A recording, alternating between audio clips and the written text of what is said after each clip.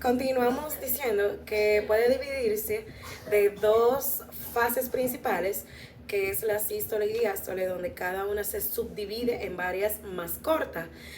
La sístole y diástole, cuando no se especifica de otra forma, se refiere a la contracción y relajación ventricular respectivamente.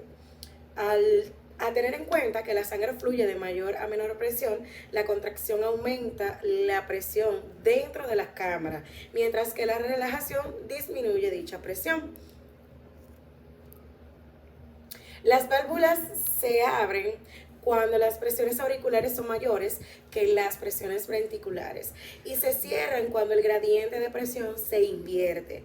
Del mismo modo, las válvulas semilunares se abren cuando las presiones ventriculares son mayores que la presión aórtico-pulmonar y se cierra cuando ocurre lo contrario de este caso.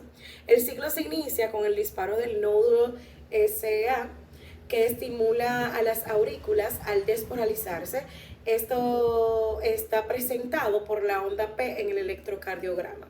La contracción auricular comienza poco después de que la onda P inicia y hace que la presión dentro de las aurículas aumente, forzando la sangre hacia los ventrículos.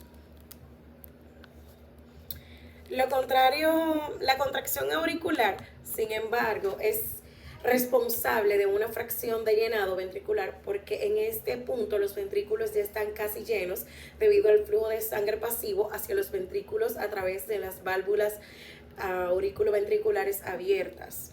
A medida que la contracción auricular termina, la presión auricular empieza a caer, invirtiendo el gradiente de presión a través de las válvulas auriculoventricular, ocasionando que éstas se cierren, y el cierre de las válvulas auriculoventricular produce el primer ruido cardíaco, o mejor llamado como S1, y marca lo que es el inicio de la sístole. En este punto, la despolarización ventricular presenta por complejo el QRS, está a medio camino y los ventrículos empiezan a contraerse, aumentando rápidamente la presión entre los ventrículos. Por un instante, sin embargo, las válvulas semilunares permanecen cerradas y los ventrículos se contraen en un espacio cerrado. Esta fase se llama contracción isovolumétrica porque no expulsa sangre y el volumen no cambia, es decir, se queda igual, normal. La eyección ventricular empieza cuando las presiones ventriculares exceden las presiones dentro de la aorta y la arteria pulmonar. Las válvulas aórtica y pulmonar se abren y la sangre es eyectada fuera de los ventrículos. A esta fase se le llama eyección rápida. A medida que la repolarización ventricular presentado por la onda T empieza, la presión ventricular empieza a caer y la fuerza de eyección se reduce. Cuando la presión ventricular se cae por debajo de la presión aórtica y la pulmonar, las válvulas semilunares se cierran, marcando el final de la sístole y marcando el inicio de la diástole. El cierre de las válvulas semilunares es lo que produce el ruido cardíaco número 2 o el segundo, identificado por S2.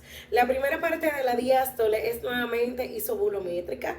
A medida que los ventrículos se relajan, con todas las válvulas cerradas, las presiones ventriculares caen rápidamente por sus volúmenes y permanecen intactos mientras tanto. Las aurículas se llenan con sangre y la presión auricular aumenta lentamente. El llenado ventricular empieza cuando las presiones caen por debajo de las presiones auriculares, haciendo que las válvulas auroventriculares abran, partiendo de la sangre, permitiendo que la sangre fluya hacia los ventrículos. Las aurículas se contraen para terminar la fase de llenado y hace que el ciclo se repita. Cada vez que esto ocurre, los pasos mencionados anteriormente, pues es lo que se denomina el ciclo cardíaco. Se repite una y otra vez, siempre y cuando sea el proceso normal.